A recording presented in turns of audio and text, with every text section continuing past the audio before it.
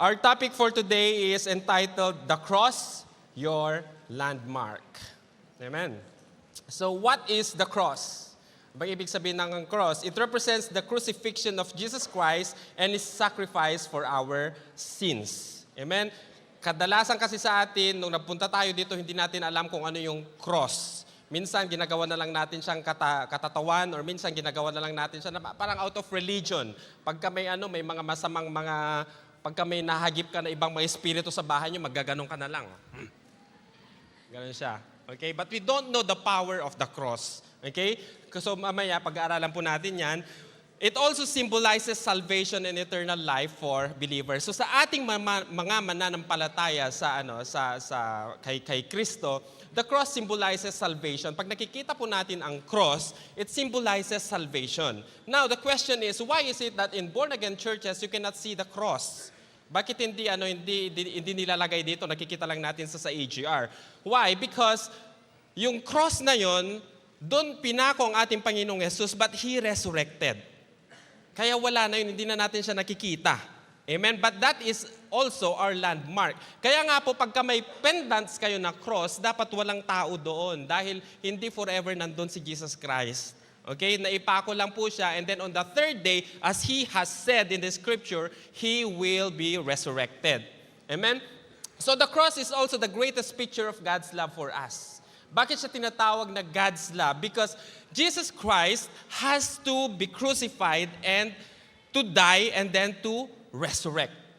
Yung katabi mo ba, tanongin mo sa kanya, pagka nagkasala ka sa akin, pwede ka pang mamatay para sa akin para mapatawad kita? Gagawin ba niya yon? Yung mga anak nyo, mga magulang, pagka nagkasala yung mga anak nyo, okay, pwede nyo bang patayin sila para lang mapatawad nyo sila? No. There's only one who has done that. And there's no other than the Lord Jesus Christ. And then it says the cross is the wisdom of God. When Satan saw Jesus Christ hanging on the cross, tuwang-tuwa siya. Sabi niya, that's the end of mankind. I will rule here on the earth. Pero nagkamali siya. Kaya maraming nadadali sa maling akala eh. Akala niya kasi yun na yung end. But he did not know that God the Father's plan is for Jesus Christ to die on that cross and He will be resurrected that we may have life. And that is the power of the cross. Tapos na po tayo. Amen. Okay? So, during the time of Jesus, ang cross ay ginagamit for slaves. Okay? But we say Jesus Christ is king. Amen? He is a slave, but He made king. It is being used for the lowest members of the society. Kaya pag napunish ka nung time ni Jesus Christ using the cross, malaking kahihiyan yun. Pagka mayaman ka nung time na yun, mataas ang antas sa society, yung status mo sa society, hindi ka pwedeng ipunish through the cross. Ginagamit lamang po ang cross na yon doon sa mga mababang antas na mga tao. And that's how they have considered Jesus Christ. Kaya yun yung kamangmangan ng mga tao noon. Hindi nila alam that Jesus Christ is going to be crucified, yes, but He will rise up on the third day. At wala ni kahit isang religion ang magsasabi na namatay ang kanilang leader and then nabuhay na muli. It is only the Christian faith where we believe that Jesus was born, He suffered, He died, and then on the third day, He rose again. Kaya tayo po, yung pananampalataya natin, ang siyang magliligtas sa atin. Amen? So that is the cross. And what do you mean by landmark? Ang landmark kasi, it is an object or feature of a landscape or town that is easily seen or recognized. Sino po dito yung mga mahilig mag-order online? Pagka magpapa-deliver, di ba may nilagay doon na nearest landmark? Tama? Yung mga kapwa ko dito mahilig mag-online online purchase. May nearest landmark doon. Tapos kung ano yung ilalagay mo na nearest landmark, yun yung magbibigay doon sa logistics team ng enough time for them to deliver your kasi mag-scheduling sila para makita nila or ma-deliver nila on time yung parcel mo. Okay? Ganon din po sa atin. Landmark is a way of identity, we would say. Okay? yung ano natin, landmark natin as born-again Christians is the cross. So that whenever Satan sees the cross, sasabihin niya, oops, medyo mag-ingat-ingat tayo dyan, mga kapwa-demonyo, sabi ni Satanas. Siyempre, ang kampo ni Satanas, mga demonyo. Ang kampo ni ng ating Panginoon, mga angels. Sasabihin niya, oops, pagka nakita siguro si brother Don, nakita doon sa bahay niya, ay may cross yan. Iwas-iwas tayo dyan. Banal yan. Okay? Pero pag kayong kapitbahay niya, walang cross, okay, walang makikitang cross, sabi niya, halika kayo, let's bolt in. Voltes 5 sila niyan. Kung sino-sino mga sinasapian nila. That's why it's very important na makita ni Satanas yung cross sa atin. And hindi naman yung physical cross, no, na baka sabihin nyo kasi, si Pastor Lito, sabi niya makita yung, next week dapat mag-pendant na ako ng cross. It's not like that. Okay? Dapat makita nila ang Jesus Christ sa buhay natin because only Jesus Christ has the power in our lives. Kaya nga po, sabi doon sa yun sa first na point natin, where the cross is not known, there is no power. Amen? Si Satanas takot na takot siya sa cross. Amen? Hindi literally natakot si Satanas sa cross kaya hindi mo pwedeng pagka may deliverance, as kukunin mo yung cross, igaganyan mo sa kanya yung cross. Hindi yon. Okay? Until and unless you know the power of the cross, there will be no power. Kagaya po niyan ng Bible. Sino po dito yung mga may altar sa kanilang bahay sa Pilipinas? Pag nagpatayo ka ng bahay, mayroon pang mga groto-groto, mayroon pang altar, okay? Tapos ang ganda ng Bible, okay? Nung nag-house blessing, nasa page 1 yung Bible, after 1 year, may celebration, nandun pa rin sa page 1 yung Bible. Sinong nakakita nun? Okay? Meron kayong Bible, but until and unless you read the Bible, you will not see and you will not experience the power of the Bible. Tama po ba? Kagaya din, pagka marami kayong encyclopedia, dati kasi, pagka may encyclopedia ka, Collier's Encyclopedia or Britannica Encyclopedia, that is a status symbol in the Philippines. Pero ngayon, hindi na yata usong encyclopedia. So pag may marami kang encyclopedia, ibig sabihin mayaman ka sa Pilipinas. Tama? Pero nabasa mo ba lahat yung encyclopedia na yan? I doubt hindi. Maliban siguro kung lawyer ka. Okay? Or talagang, yung talagang bookworm ka. Hanggat hindi mo kasi binabasa yan, wala kang power. Naalala niyo po ba yung game ka na ba ni Chris Aquino dati? Yung 1 million question, tapos bibigyan ka yata ng ilang minutes lang para hanapin yung sagot doon sa library. Tapos pagka natumbok mo yon, mananalo ka. Ganon din po, yung power ng cross sa atin. Until and unless you know the reason, you know who was crucified on that cross and what happened to that cross, that's the only time that the cross will have a power in your life. Amen? Kundi, hawak-hawak mo lang yung cross na yan, walang power yan. Sasabihin ko sa'yo, kahit 5 demonyo yan, pag maggaganyan ka sa kanila, walang mangyayari. Tatawagan mo pa talaga yung mga Ghostbusters ng Wi-Fi win, tatawagan mo pa si Darren. Bro, alika dito, may deliverance na nangyayari. Paano pagtulog si Brother Darren? Okay? 1 Corinthians 1 verse 18, for the message of the cross is foolishness to those who are perishing, but to those who are being saved, it is the power of God. Kaya sabi ko kanina, tayong mga niligtas ng Panginoon, it is our power. But for those who are perishing, isang katatawan na lang, or isang religious matter na lang sa kanila. Let us play this video. Nakita ko lang po sa Reels, and I give credit kung sino po yung nag-upload niyan.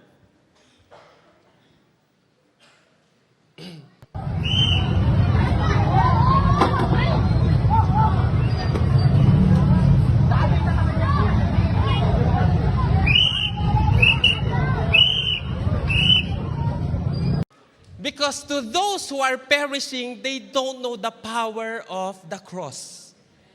Ginagawa na lang nilang religion, ginagawa na lang nilang tradition, ginagawa na lang po nilang culture ang paghawak sa cross. Or pag yung tinatawag na penitensya, yung nagaganon-ganon sila, tas duguan, tapos pag uwi ng bahay, lalagnatin, tas mamamatay, tas kasalanan pa ni Lord. Okay? Hindi po tayo maliligtas doon sa ginagawa natin. Kahit 1 million years mo pang gagawin yan, never kang maliligtas. Ang dami niya, napanood ko talaga, natatawa na lang ako, pero deep inside my heart, umiiyak kasi naaawa ako. They just don't know what they are doing. People perish because of the lack of knowledge of the Word of God. Amen? So nagiging katatawan na lang, every Semana Santa na lang yan, ganyan ang mangyayari. Meron pa nga yung isa na binugbog pa talaga niya, tapos hinawakan na naman niya yung cross, tapos naglakad pa siya. Grabe, that's blasphemy. Amen? Sabi ng Hebrews 10 verse 11 to 14, every day the priests stand and do their religious service. Again and again they offer the same sacrifice, which can never take away sins. Any sacrifice, my friends, listen to this. Any sacrifice that you do after Jesus Christ died on the cross is no longer acceptable to God. Let me step back.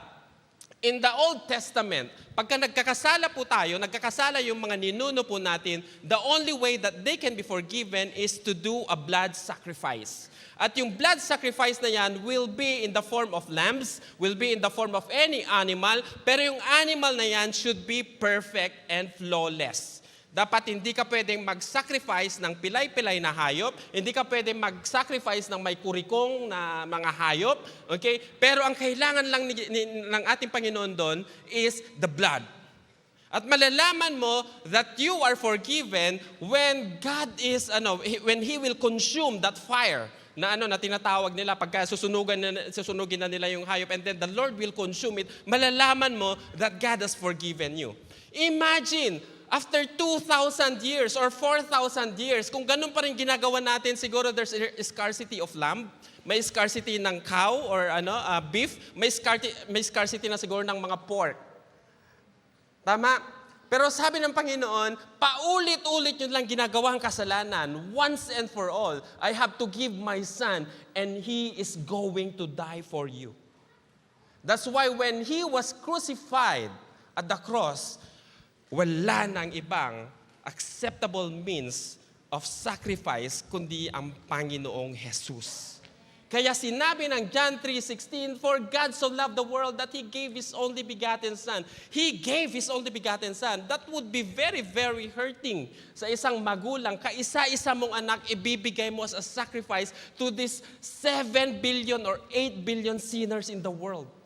Sino makakagawa niyan? Kahit siguro ako, kung may anak ako, hindi ko pwedeng isacrifice yun. Kahit siguro si Coco, hindi ko pwedeng isacrifice sa inyong makasalanan. Hindi ko gagawin yon. Number one, kasi alam ko, hindi naman talaga na maliligtas kayo kahit na katayin ko pa yung aso ko. Okay? So wala na pong ibang mga forms of sacrifices. Kaya wag na po kayong gumawa ng sacrifice. Sabihin nyo sa family nyo, especially the VIPs today, mga first-time attendees, kung pinapractice nyo pa rin po yung pagpepenitensya, that has no longer power. Wala na pong power yun. Sinasaktan nyo lang po yung sarili nyo. Okay? Nagkakasala lang din yung mga gumagawa po sa kanila. Pinagtatawanan lang sila, tuwang-tuwa ang demonyo. Sabi niya sa verse 12, but Christ offered only one sacrifice for sins, and that sacrifice is good for all time. Sabi mo sa katabi mo, for all time. Amen? Then He sat down at the right side of God, and now Christ awaits there for His enemies to be put under His power. With one sacrifice, Christ made His people perfect forever. Kaya ginawa tayo ng Lord na perfect. Sabi mo sa katabi mo, perfect ka din pala. You are flawless. Pero tatanungin mo, parang hindi naman ako, karapat dapat pastor na tawaging flawless. Nagkasala nga lang ako kanina. Bago ka nga po umakyat dyan, nagchismis lang kami ng katabi ko. Okay? You are made perfect in the righteousness of Christ. Amen? For as long as you have committed yourself to the Lord, for as long as you have given your life to the Lord, you are already saved. Kaya nga po dun sa natin, sa plan for salvation, there is what we call justification, there's what we call sanctification, and there's what we call glorification. Justification is when you are supposed to be standing up in the court of trial. Amen? And then, ikaw yung nililitis doon, pero si Jesus Christ came there, sabihin niya, akong litisin niyo, put Him away. He is freed. That's what you call justification. And once you are justified, automatically you are already saved. And then pagkaligtas ka na, may tinatawag na sanctification. Araw-araw tayong pinapabanal ng ating Panginoong Yesus. Dahil sa natin, sa isipan natin, sa pagpananalita po natin, nakakagawa pa rin tayo ng mga kasalanan, usually mga unintentional na mga sins. Kaya araw-araw talaga, you have to validate yourself and you always have to come to the knowledge of the cross and ask forgiveness from the Lord. And then yung glorification naman, that is when the time that we will meet the Lord in heaven. Amen? At darating po ang ating Panginoong Yesus, hindi po siya aapak dito sa lupa. Okay? We will meet Him in the air. At wag nyo nang tanungin, pagka may, may great trumpet na, pag dumating na ang Panginoon, wag mo nang tignan yung mga kasama mo, ay, ako na lang yatang naiwan. Wala pong second trip noon, kaya umayos-ayos ka. Amen? So, yun po yung tinatawag na glorification. Once we are glorified bodies, all what we're going to do there in heaven is just to sing, Holy, Holy, Holy is the Lord God Almighty. Kaya kung dito pa lang sa church, pagka kumakanta ka ng worship song, yung first 3 songs, hindi ka na pagod ka na, and then last 2 songs, tapos pag ginanahan pa yung mga worship leaders, i-extend pa nila yon at napapagod ka na, what more sa langit? Wala tayong ibang gawin doon kundi kumanta ng kumanta forever. Anong gugustuhin mo? Kumanta ng kumanta forever or talagang maghihiyawan sa impyerno forever? Mamili ka. Dito nga lang sa Dubai, di mo kaya yung init. Ano ba ngayon? Anong temperature ngayon? Parang lumamig-lamig nga yata ngayon eh. Okay, lumamig-lamig siya. Pero pagka nag-50 yan, ang dami mong angal. Sa impyerno, kapatid. Grabe yan. And you will always be there. Sabi ng scripture, no? You will be tortured every day. Every second. Na talagang magsisisi ka doon na sana hindi ko na lang ginawa, pero sa impyerno, andun yung pinakamaraming sana. Sana, nagbago na lang ako. Sana, tinanggap ko na lang si Jesus Christ. Sana, ganito, sana. Kaya marami ding hindi naliligtas dahil sa sana. Praise God. So, what I'm going to teach you today is all about, siyempre, kagagaling natin sa yung tinatawag na Holy Week. But we believe here in the church that Holy Week should be every week. Hindi lamang po siya once a year. Amen? So, there are key events in the life of Jesus. Marami pong mga key events ang ating Panginoon, but I have only selected 4 in the interest of time. Jesus' birth. Okay, we have Jesus' birth, we have Jesus' death, we have Jesus' resurrection, and we have Jesus' second coming. So Jesus' birth, we celebrate Christmas. As born-again Christians, it is the tenet of our faith that we believe that Jesus came here on earth, and that is manifested during Christmas season, or what we call when the Savior is born. Sabi po ng Luke 2, verse 16 to 17, so they hurried off and found Mary and Joseph and the baby who was lying in the manger. When they had seen him, they spread the word concerning has been told them about this child. So dumating po talaga ang ating Panginoong Yesus, and that's what we call Christmas. Ewan ko kung bakit yung mga ibang religion, sinasabi nila that there is no Christmas. Okay? That might not be the term, but the perfect term is the Savior is born. The Savior came. And then lumaki ang ating Panginoong Jesus. Sabi ng Luke 2 verse 52, if I'm not mistaken, He grew in wisdom and stature, in favor of man and in favor of God. Ang ating Panginoong Jesus daw, lumaki siyang healthy. So, iniisip ko si Jesus Christ, hindi po malaki yung tiyan niya, hindi po siguro, hindi po siya matakaw kasi He was healthy. Okay? And then, He was full of wisdom. Napakatalino po ng ating Panginoong Yesus. Kung matalino si Solomon, mas matalino ang ating Panginoong Yesus because He is God. And He grew up in favor of God and in favor of men. Amen? Kinalulugdan po siya ng mga tao, kinalulugdan po siya ng ating Panginoong Yesus. And then He started His ministry at the age of 30. In the Bible, hindi mo mababasa, ewan ko kung nabasa na niya, yung age 1 to 30 niya, okay, silent ang ating Panginoong Yesus until He went on for His baptism. Doon na po yung official public declaration na siya ay mag-i-start na ng kanyang ministry. Kaya nga ang baptism po natin, when you go for baptism, that is the public declaration that you are declaring the entire world that you are now a born-again Christian.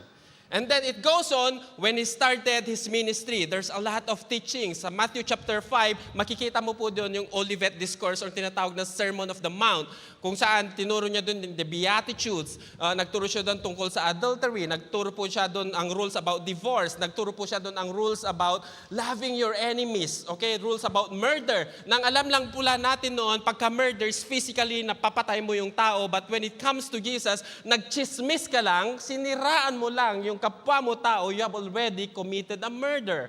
Sino po dito ang murderer ngayong araw na to? Huwag na kayo magtaas ng kamay. Kung siniraan mo yung kapwa mo tao, you are a murderer, sabi po ng ating Panginoong Yesus. Amen?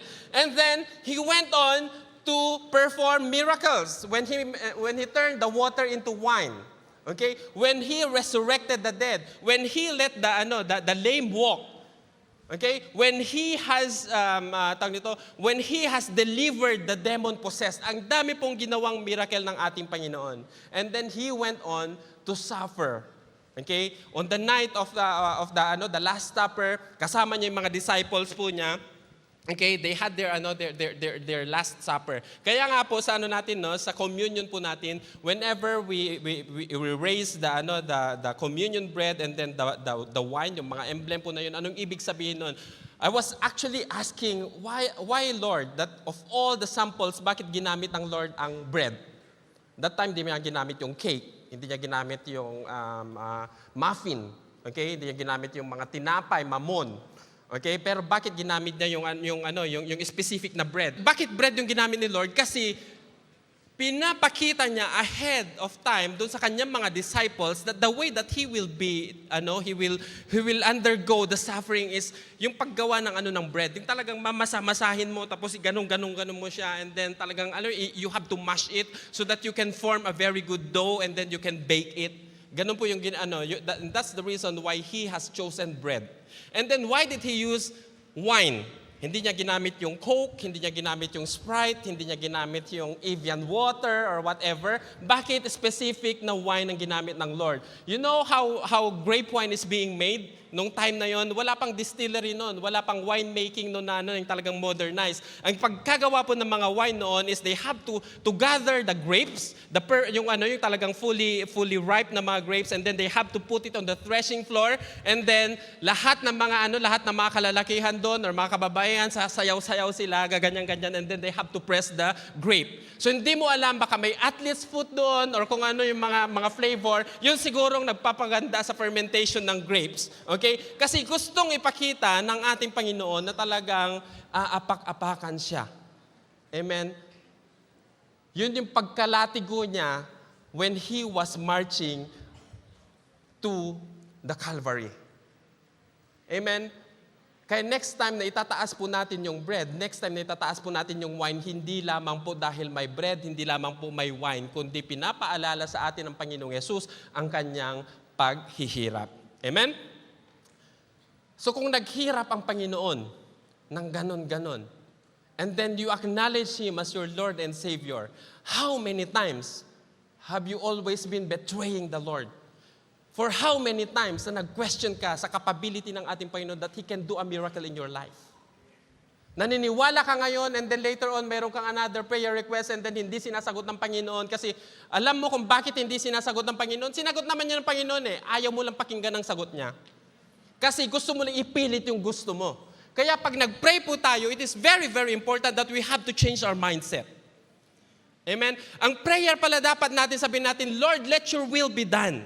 Pag sinabi mo, Lord, let your will be done, whatever happens, Lord, that is your will. It's not my will. Huwag mong diktahan ang ating Panginoon. Yes, you can be the favorite of God. You can be the apple of the eye of the Lord. But His will always be done in our lives. Amen? Next time, wag mo siyang diktahan, Lord, gusto ko mapangasawa yung ganito.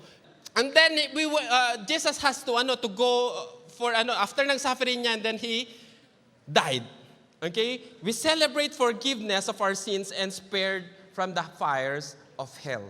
Nung namatay po ang ating Panginoon, that's what we are celebrating. Yung pong tinatawag na Good Friday. Bakit good ang Friday? Kasi namatay ang Panginoon. Bakit mo sinasabi, Pastor, na good kung namatay naman? Because He has to suffer for us. He has to die for us. Ikaw ba, Joshua, gusto mo ba na pagka nagkasala ka, ipapako ka ni tatay mo?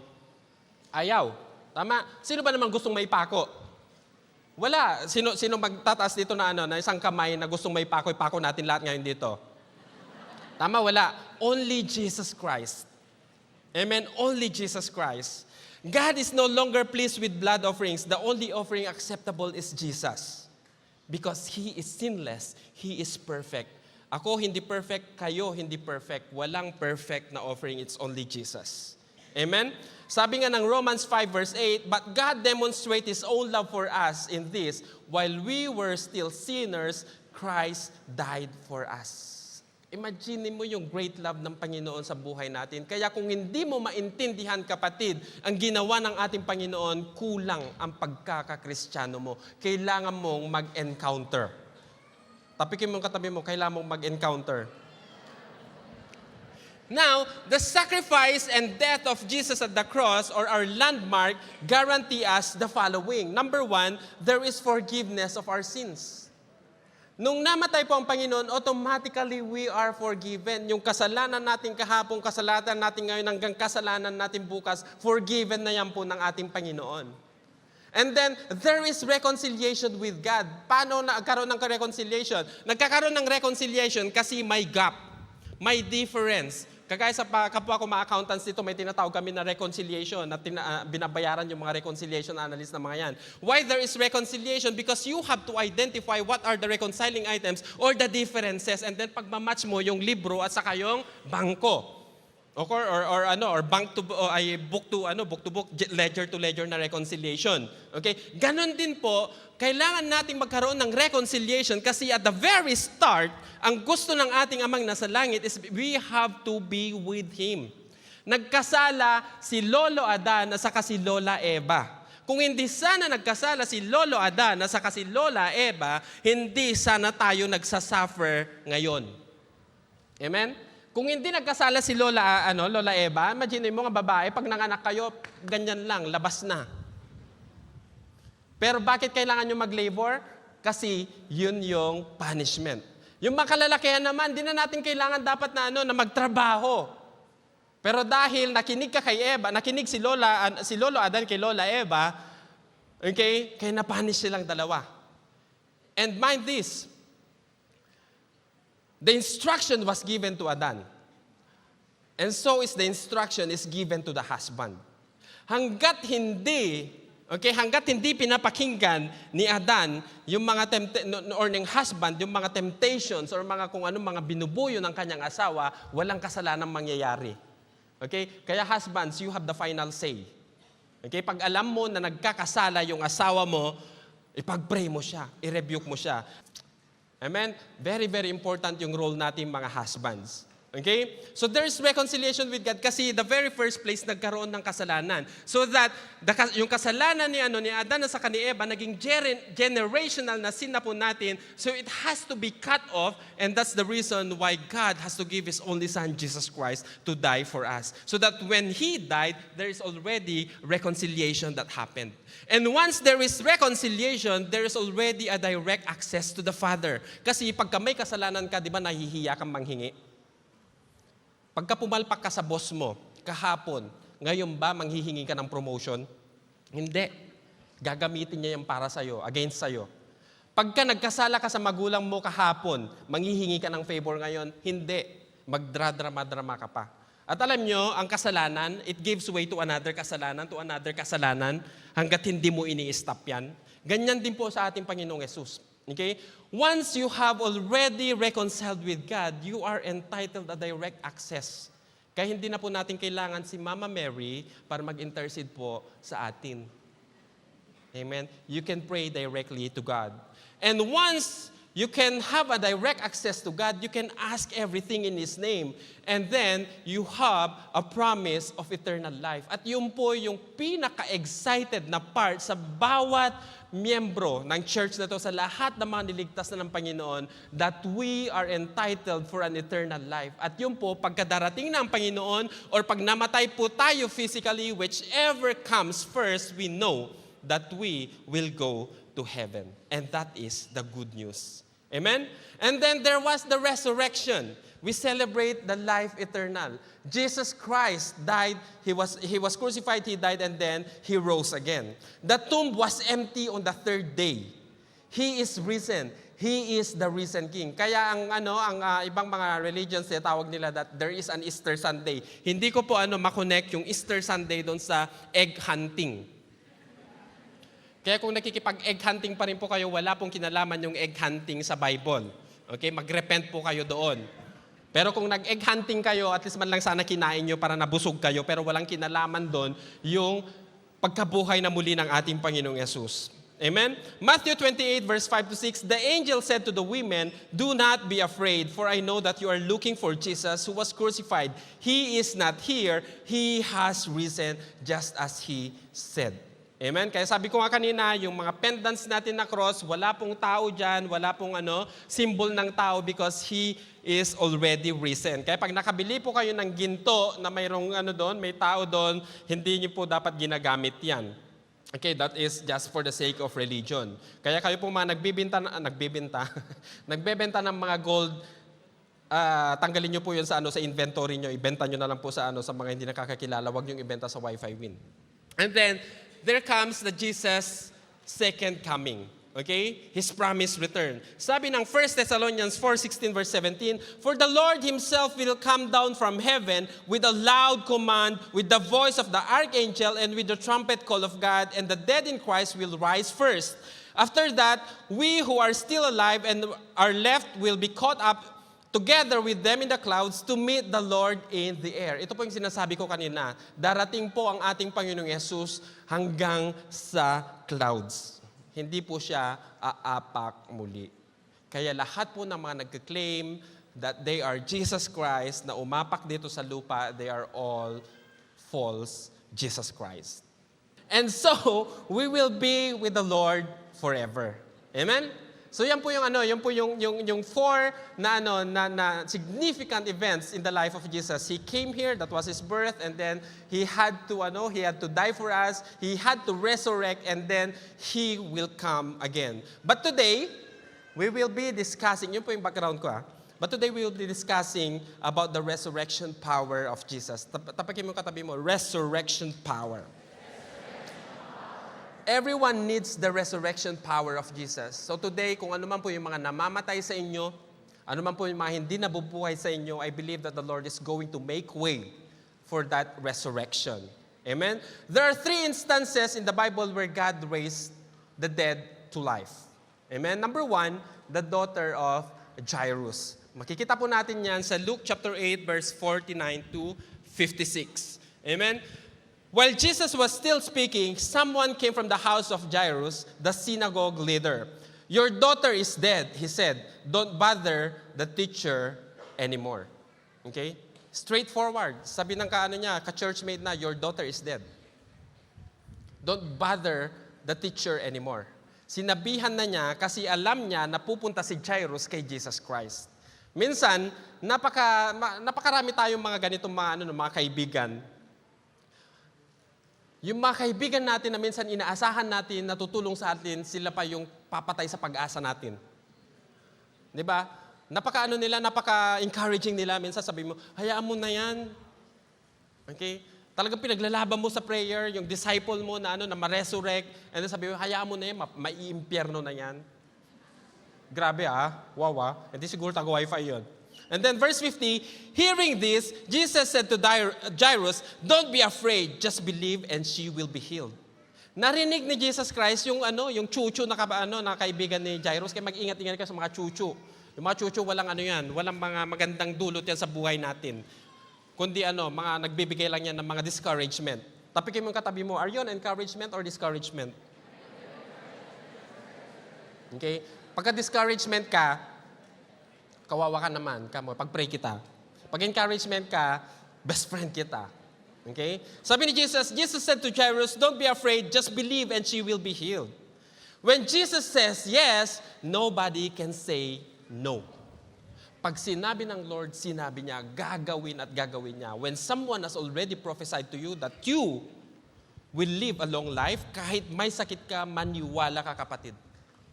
Amen? Gagaling at gagaling ka.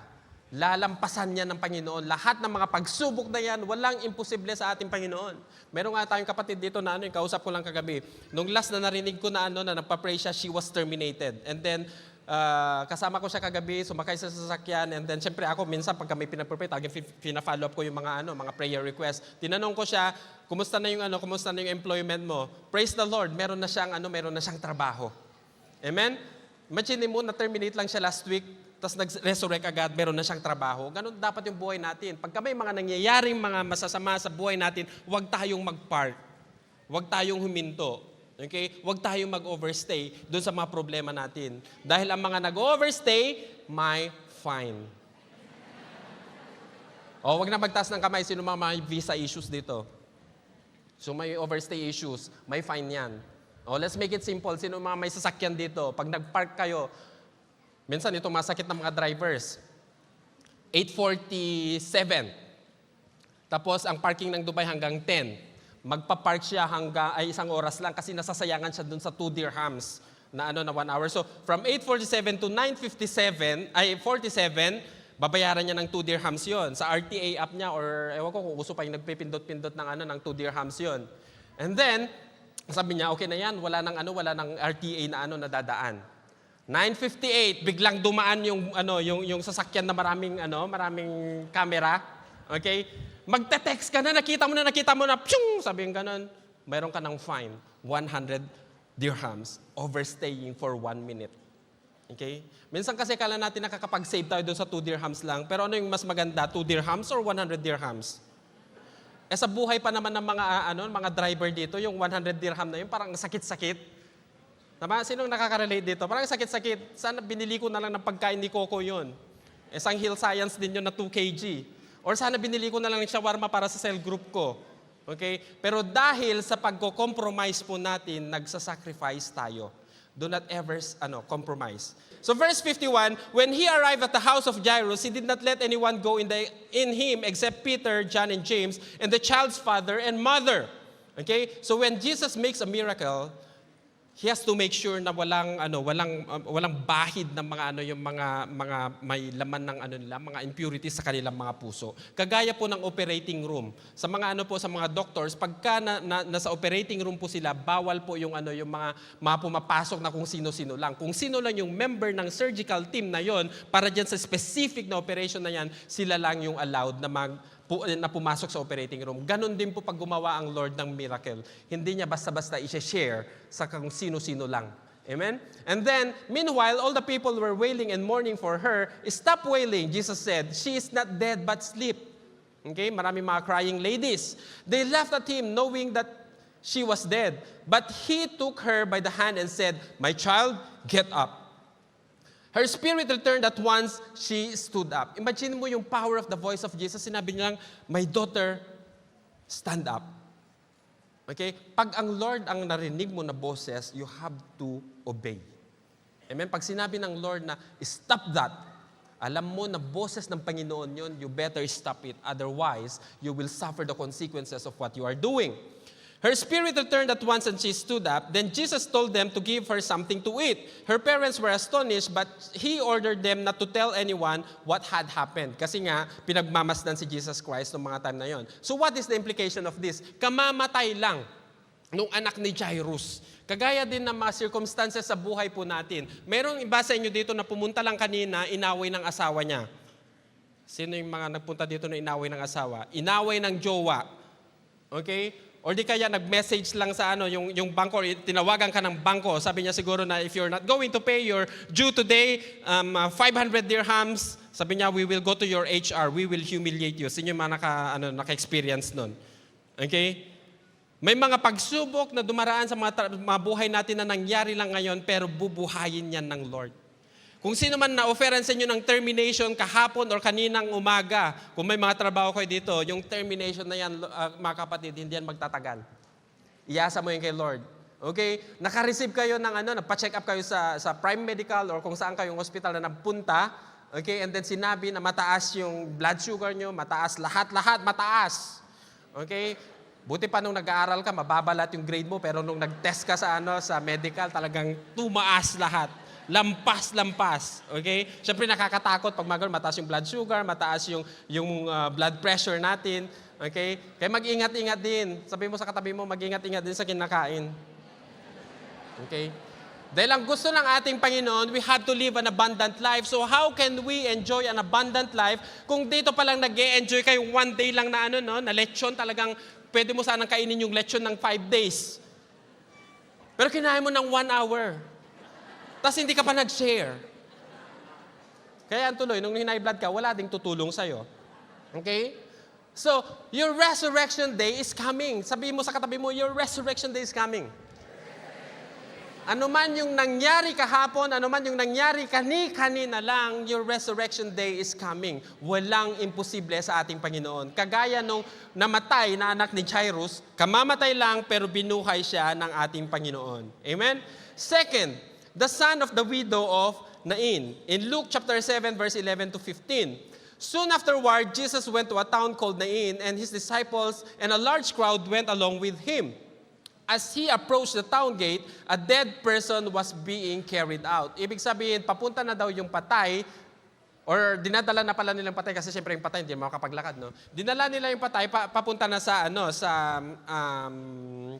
sa libing. The only son of his mother, and she was a widow. Alam niyo po ba kay Lord, God the Father loves the widow. God the Father loves the orphans or the fatherless.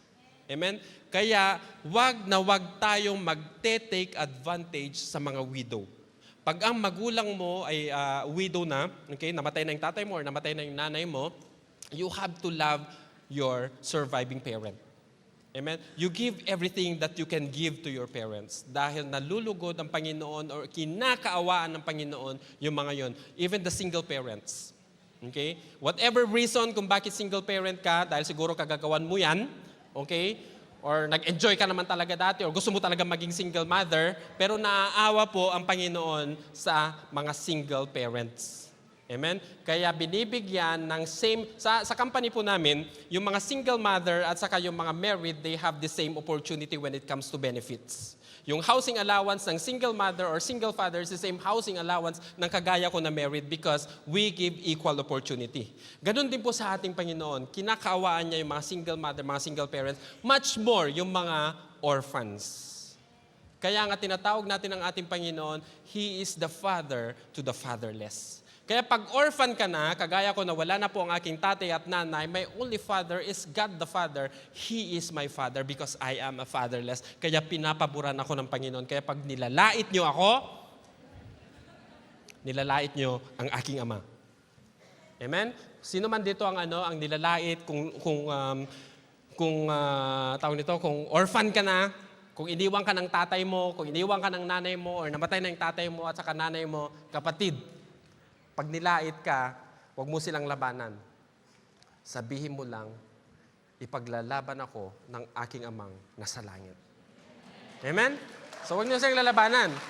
Hindi yung sabihin mo, babangon ako at dudurugin kita.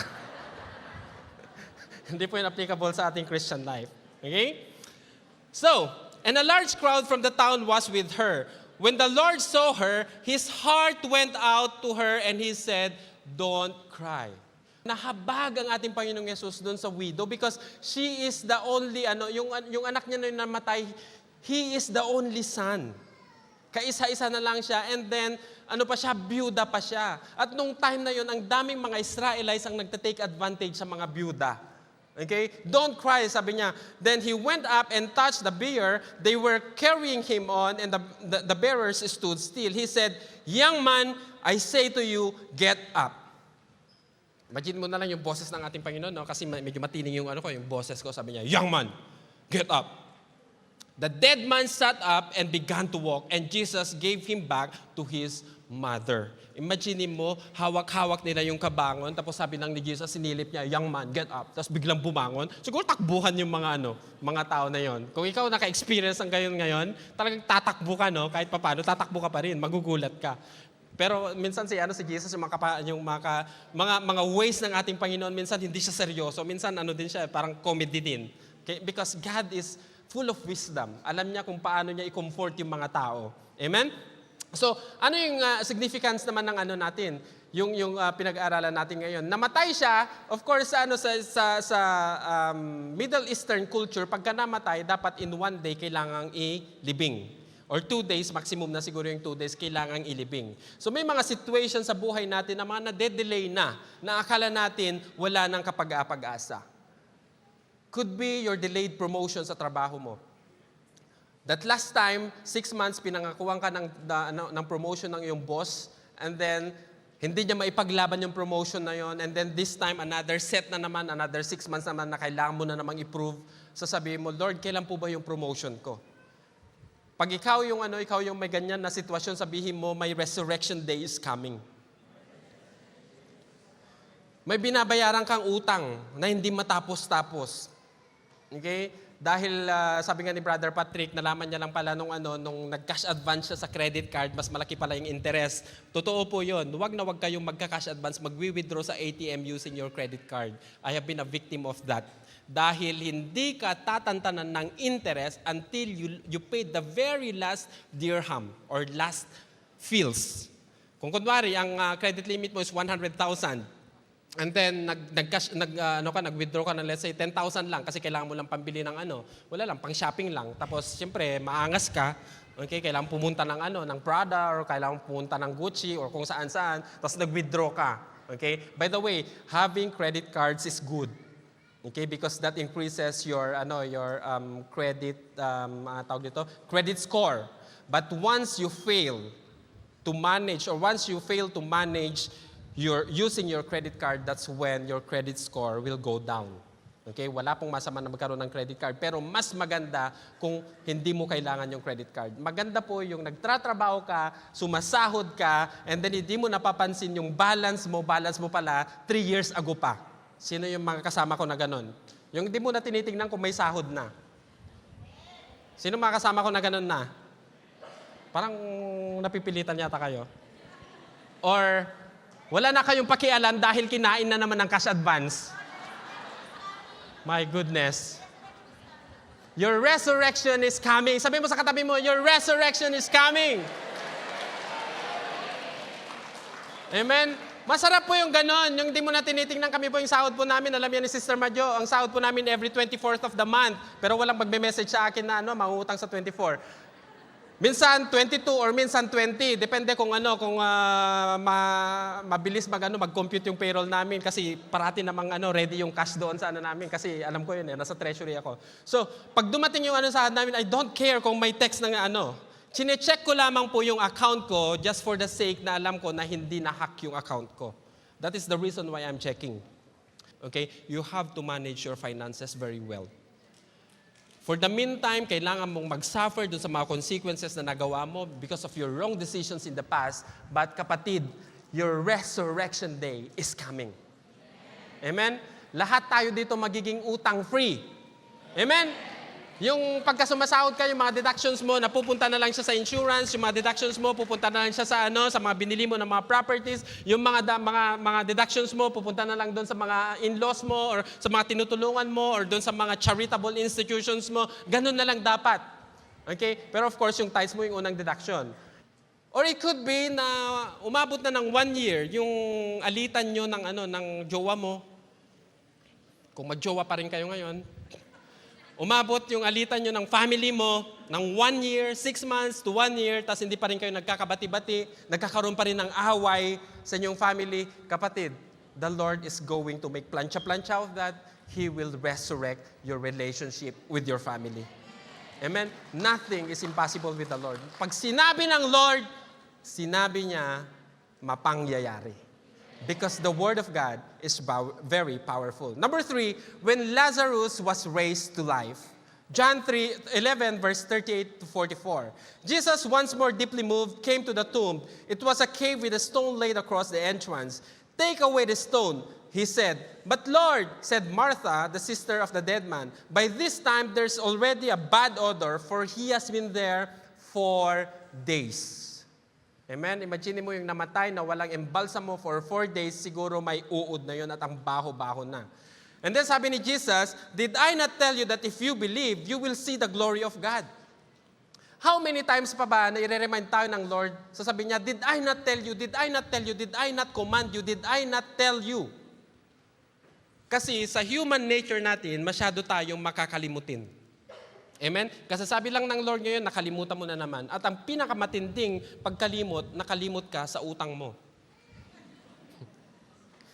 Nung nangutang ka, sabi mo, "Bro, sis, pastor, pautang po ako ng ganito, babayaran ko din po sa after 2 months siguro, pagka nakaluwag-luwag ako, naka-LL ako."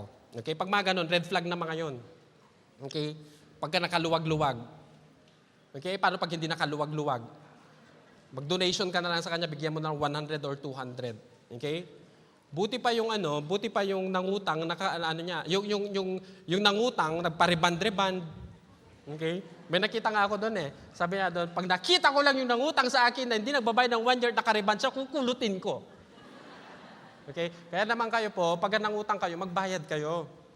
Okay? Kasi nakasalalay doon yung credibility nyo, kaya tinawag siya na credibility. Amen? Huwag po magiging cause na hindi mag-church yung pinangutangan nyo dahil hindi kayo nagbayad. Or hindi rin magiging cause na hindi na nag-church yung nangutang dahil hindi na siya magbabayad. Kung wala po kayong pambayad, mas magandang magsabi po kayo doon sa pinangutangan nyo. Amen? Sasabihin nyo po, "Bro, sis, pwede pong restructure natin yung utang ko." O, di ba? Social, restructure. Parang sa mga big companies. So, pwede po natin i-restructure yung utang ko. How much ba yung utang mo? 500 dirhams. Kapatid, 10 years na yung 500 dirhams na yan. Write off mo na. Okay? Pagpapalain ka ng Lord. Amen? And then, so they took away the stone. Then Jesus looked up and said, "Father, I thank you that you have heard me." Okay? Nakita niyo po yung sikreto ni Jesus. Whenever He makes a miracle, He always thank God to the Father. Before the miracle happens, Jesus always thank God. Ano pong tinuturo sa atin dito ng Lord? If you want a miracle to happen in your life, you always have to thank God. Amen? Unahin mo ang Panginoon. That's why when you, kaya natin tinatawag yung mga pastors natin, we honor them. Bakit natin binibigyan sila ng love gifts, yung mga mahilig dito na magbigay ng love gift, okay? Pagka nagbibigay ka ng love gift, you have to give it before na magturo or before kang ipag-pray because that is honoring.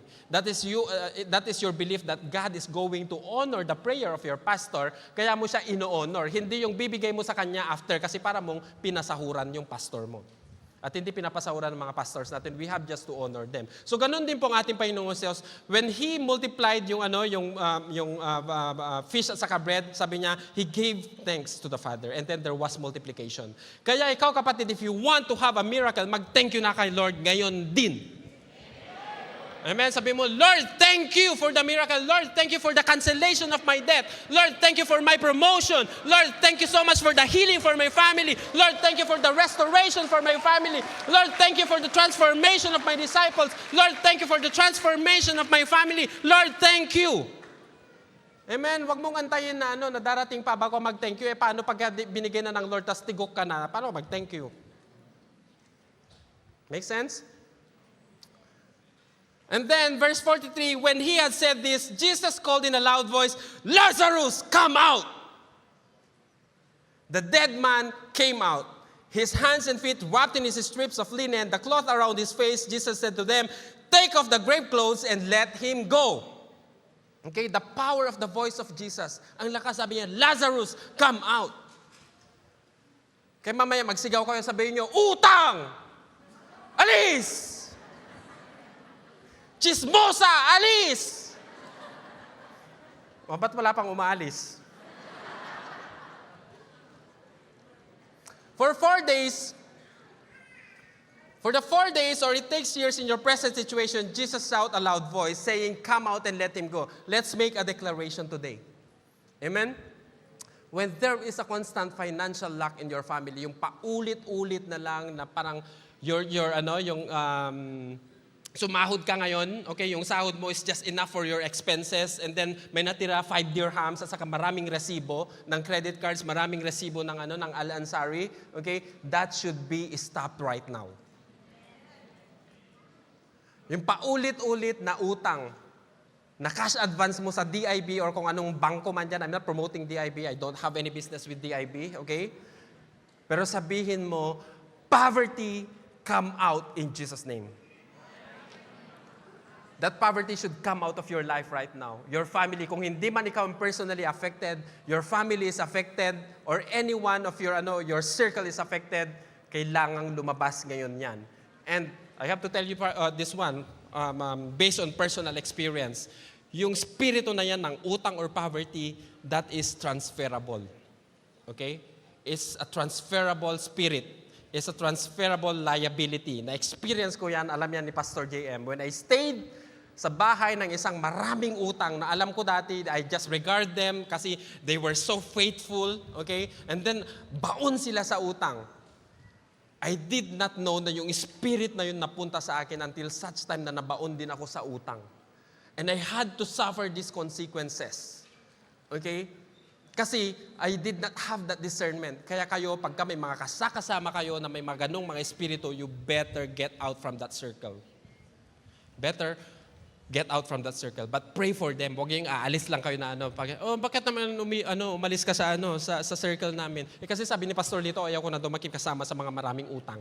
Huwag naman ganun. Huwag kayo mag-name drop. But what I'm telling you is there is a spirit playing. Okay? Pinaglalaroan ka niyan. Kaya tingnan nyo yung transference ng spirit. Nung bago ka sa company mo, di ba ang bait-bait mo? Tapos, trinain ka ng mga siga-siga ng mga Pilipino. Yung akala mo yung pag nagtrabaho sila sa kanila ng company. Okay? Tapos siga-siga sila. And then later on, sa kakasama mo sa kanila, after 5 years, siga ka na rin. Bakit? Because there is a transference of that spirit. Kung mamili ka na lang din ng espiritu, dapat yung magandang espiritu ang piliin mo. When there is a chronic disease in your family and your savings are drained, that is a spirit.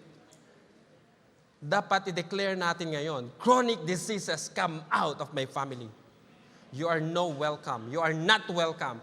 Cancer, high blood pressure, diabetes. Kapatid, nagpapakapagod ka dito sa UAE para mag-ipon, para magkaroon ng magandang buhay. Hindi para yumaman yung mga doktor, hindi para yumaman yung mga insurance companies. Kaya dapat, you have to know your right. You have to cast out that sickness. And siyempre, kakast out mo yan kasi may dumating, may in-entertain ka. May in-entertain ka kasi na overeating. Okay, alam mo yung humba-humba? Bahumba-humba ka lang. Okay, talagang maglalaway ka pa. Tapos yung mantika niya, ginagawa mong soft drinks. Tapos pupunta ka pa dun sa, yung mang-inasal ba yun? Yung may mantika, pampasarap pa, grabe. Okay? Stop mo na yon. It's time to eat healthy foods. Amen? That's why sabi po nila, healthy foods are very expensive. Pero junk food are cheap. Kaya wag tayong kumain ng mga junk foods. Okay? Always eat healthy. Okay? When you have been praying for family restoration that took ages, yung asawa mo, pinapray mo na bumalik bahay na siya. Dahil nandun lang siya sa kapitbahay. You are not supposed to be experiencing those as children of God. Amen? Pero kung nandyan na dahil may consequences, may generational curse, it's time to stop that. You have been praying for your child to be transformed dahil addict siya, nalulong siya sa droga, okay? Yung mga bad influences sa kanyang buhay, parating mga nandun, it's time to put a stop on that. Sabihin mo, Lord, there's a resurrection that's coming in my family. Sige, sabihin mo. When you have been praying for a baby that took so long already, you're married for like 5 years already, 10 years already, and the coming of that baby would be considered as a miracle baby, he or she will come in Jesus' name. There is resurrection against that barrenness, the spirit of barrenness in your life. When you learn to let go of your emotional wounds, to release forgiveness to the people who have hurt you the most. Minsan kasi talagang masakit na nakakapanakit sa atin yung mga taong mahal natin. Yung asawa mo, sinaktan ka. Yung anak mo, sinaktan ka. Yung magulang mo, sinaktan ka. There is a resurrection power in the name of Jesus. At ang matindi, when there have been dreams that you have set aside because of other priorities, kapatid, hindi pa patay ang dreams mo. Kung dati ang dream mo maging model, may time pa. Maging model ka, pero wag naman yung maging malaswang model. Amen? Kung dati dream mo na makapagtapos ng pag-aaral, pero nagpunta ka sa UAE dahil yung pamilya nyo medyo mahirap, okay, sinabi ng tatay at nanay mo, anak, pasensya na, nagkamali ako, pinanganak namin kayo, hindi kami ready, pwede bang tulungan nyo kami, pumunta ka mag-abroad, paaralin natin yung mga anak mo. Nakapagtapos na lahat yung mga kapatid mo, nakapagtapos na mga pamangkin mo, may apo ka na rin sa mga pamangkin, pero certified single ka pa rin. Kapatid, wala namang kinalaman yung age sa pag-aasawa. Kahit 51 years old ka, kahit 52 years old ka, pwede ka pang mag-asawa. Amen? Resurrection is coming. Sabi mo sa katabi mong single, resurrection is coming.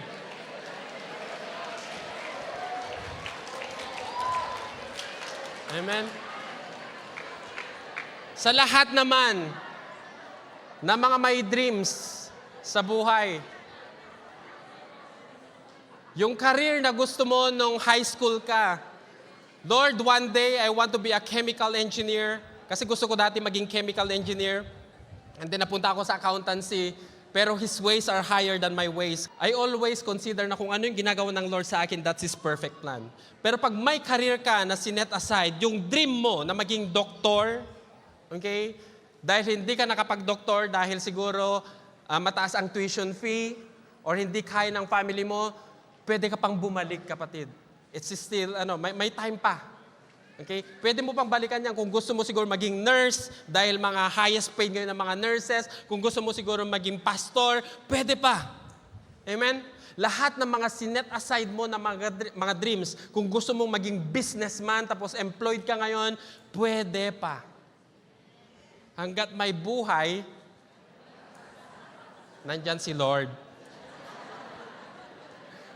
At pag hanggang si Lord, may buhay. Nakita niyo sa Reels? Amen. So walang imposible sa ating Panginoon. Kung dati, pinangarap mo na magkaroon ng cell group, pero mababa yung sahod mo. Pinangarap mo na one day, tatayo ka dito maging musician. Tatayo ka dito maging worship leader. Tatayo ka dito maging worker, maging media. Pero yung schedule mo, hindi pasok. Kapatid, gagawan at gagawan ng Lord yan. There's a resurrection in your schedule. Amen? Kung dati, crush mo siya, gusto mo siyang ipag-pray, pero sabi ng network leader mo, anak, parang hindi kayo bagay. There's resurrection. Pwede ka pang mag-asawa. Amen? Nothing is impossible with the Lord. Kung ginawa ng Lord kay Lazarus, who had been dead for 4 days already, ang baho-baho na siya, naanag or naagnas na siya.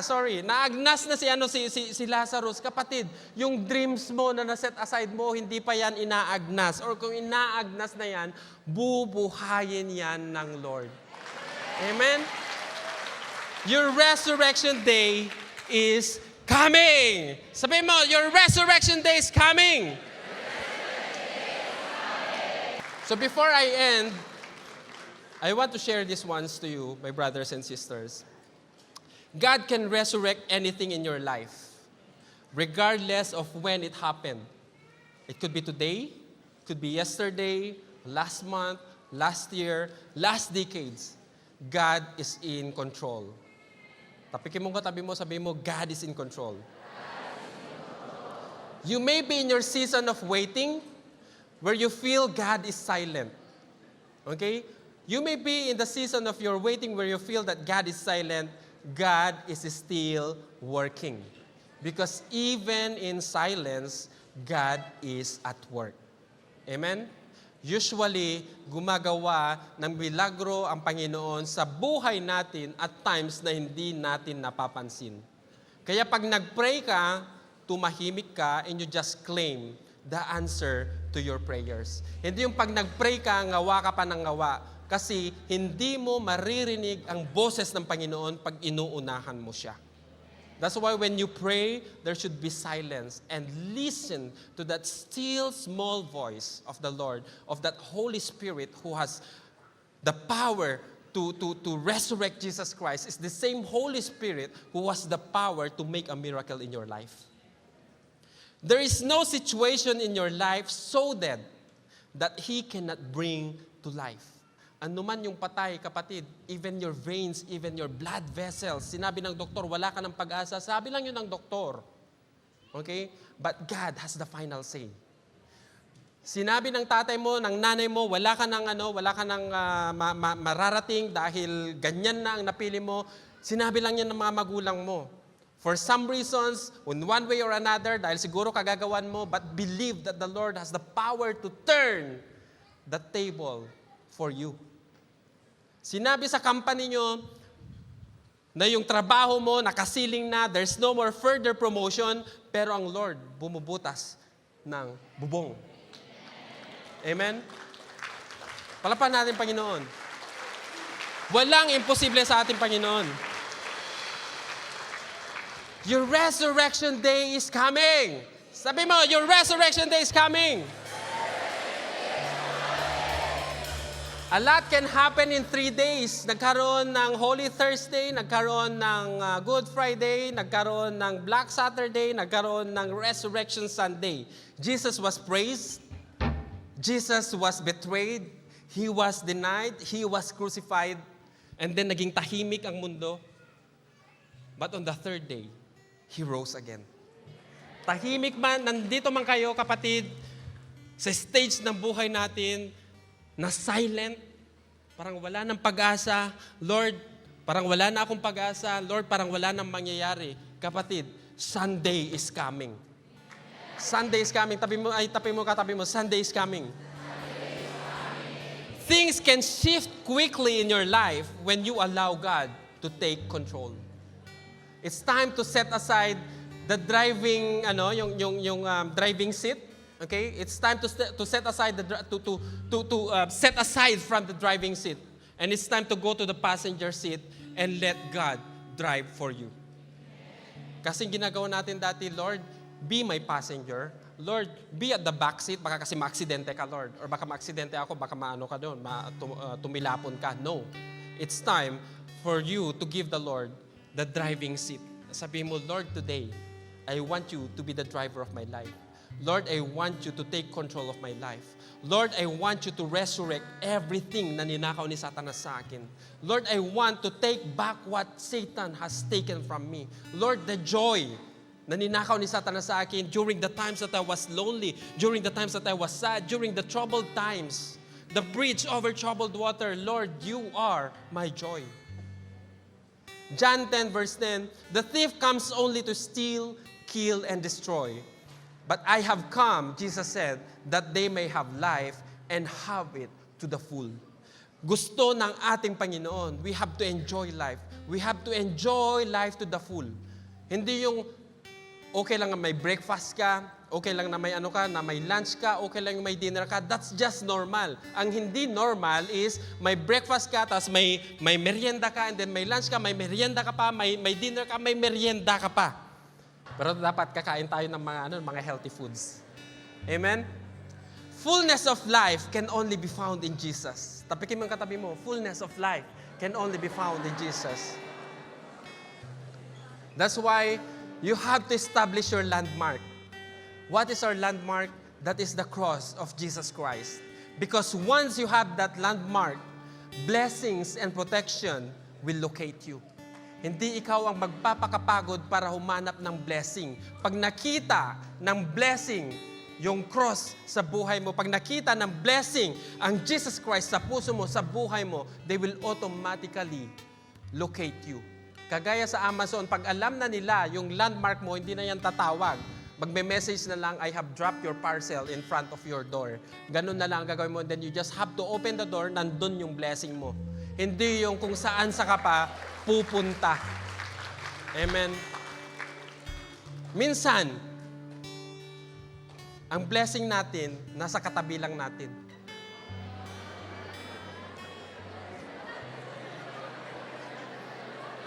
Pero ang pag-utang, hindi yan blessing.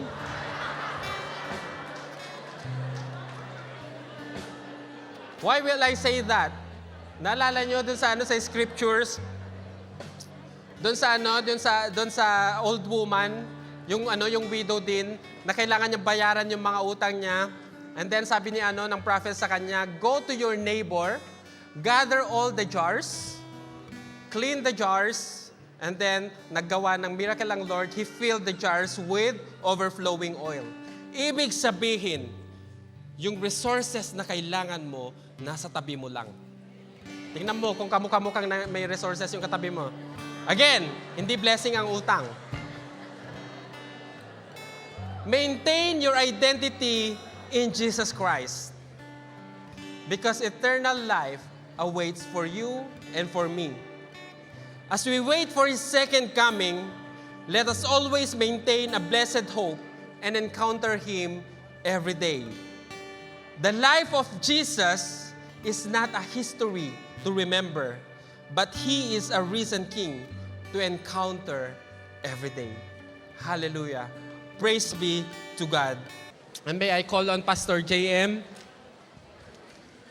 Amen. Lahat po ng ating mga first-time attendees, pwede po silang samahan dito sa harap. Mamumudmud po kami ng 100 na palakpak.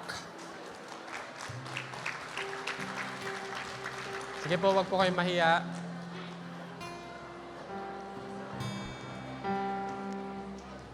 Praise God. Ang dami po nila. Hallelujah. Sige po, wag po kayong mahiya.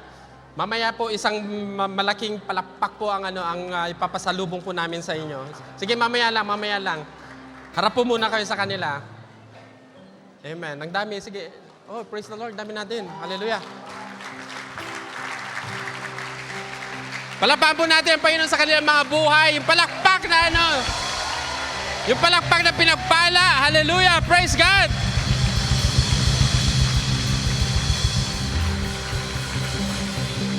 Thank Amen. you. So, Thank pwede you, na po Pastor Lee, kayong for umarap such a dito powerful- and may sasabihin pong mensahe po ang ating isang napakapoging pastor na single pa po.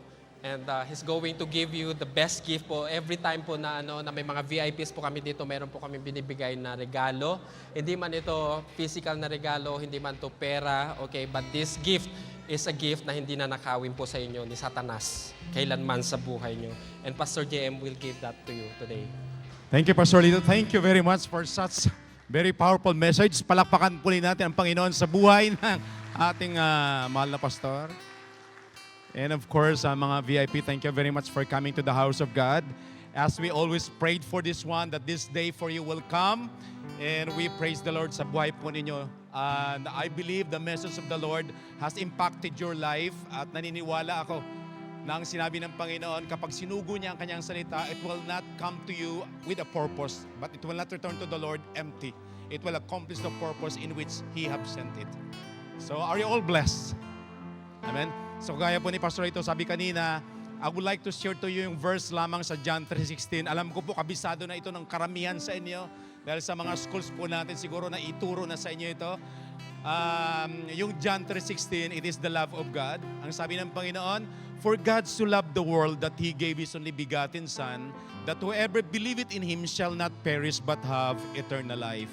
All the while, maganda yung pangako ng verse na ito kasi the Lord promises us eternal life.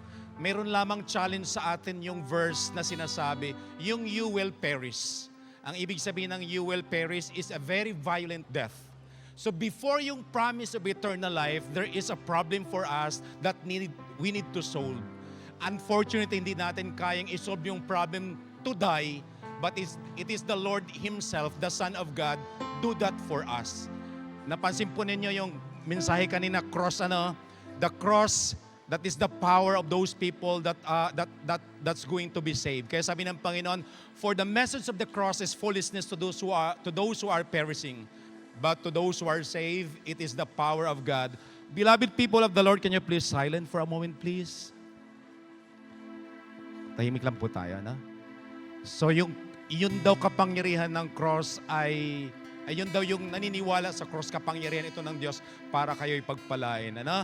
So right now, I would like to ask everyone, are you willing to receive the Lord Jesus Christ as your Savior starting tonight? How many of you are willing to receive the Lord? Just raise your hands. Amen.